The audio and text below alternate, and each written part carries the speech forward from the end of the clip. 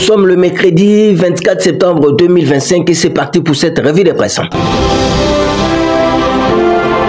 Guerre dans l'est de la RDC, Tshisekedi alerte l'ONU, tous les marqueurs d'un projet d'extermination sont réunis. Titre à la une, le code d'information générale Info 27.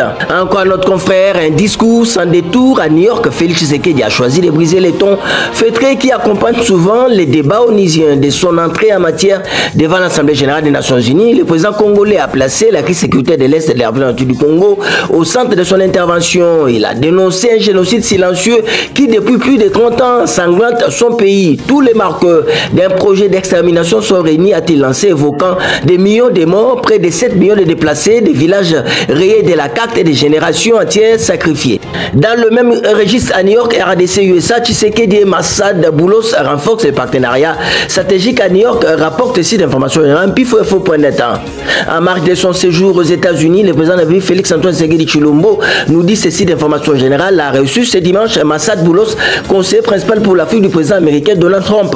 La rencontre qui s'est tenue à New York a porté sur plusieurs dossiers clés touchant la paix et à la coopération bilatérale entre Kinshasa et Washington. Toujours aux États-Unis, à New York, Mwakadi attribue la hausse des recettes fiscales à la qualité de la gouvernance sous Tshisekedi, rapporte le tabloïd Africa News. Le 23 septembre 2025 à New York, Barnabé Mwakadi, le directeur général de la Direction générale des impôts DGI de la République du Congo, a présenté aux investisseurs américains l'évolution des recettes fiscales passées de 1,9 milliard de dollars en 2020 à 6 milliards de dollars en 2024. Mwakadi a attribué cette progression à la bonne gouvernance mise en place par le président Félix Tshisekedi, le premier à atteindre un tel niveau de revenus fiscaux depuis l'indépendance du pays en 1960. Vous pouvez les vérifier, c'est la première fois que depuis 1960, la République du Congo mobilise des recettes fiscales à ce niveau. Cette progression a été possible grâce à la gouvernance instaurée depuis l'arrivée du président Tshisekedi, a déclaré Barnabé Mwakadi. On va terminer avec ces chapitres à Kinshasa. Gaël Boussa dénonce la gestion chaotique des fourrières et des remorquages, rapporte le site d'information générale Cumelar.cd. L'ancien député national Gaël Boussa tire la sonnette d'alarme face à la multiplication des abus liés à la gestion des fourrières et des opérations de remorquage à Kinshasa. Dans une publication sur son compte XX Twitter, le lit honoraire a exprimé son indignation après avoir été témoin d'une scène qu'il qualifie de préoccupante.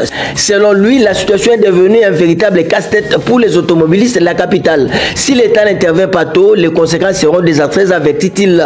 Gaël Boussa dénonce un paradoxe dans une ville qui ne dispose pas de parking public officiellement reconnu. Les véhicules des particuliers sont régulièrement enlevés sous prétexte de mauvais stationnement. Ça n'est donc fini pour cette revue de presse. Prenons rendez-vous pour demain, tous derrière nos FARDC.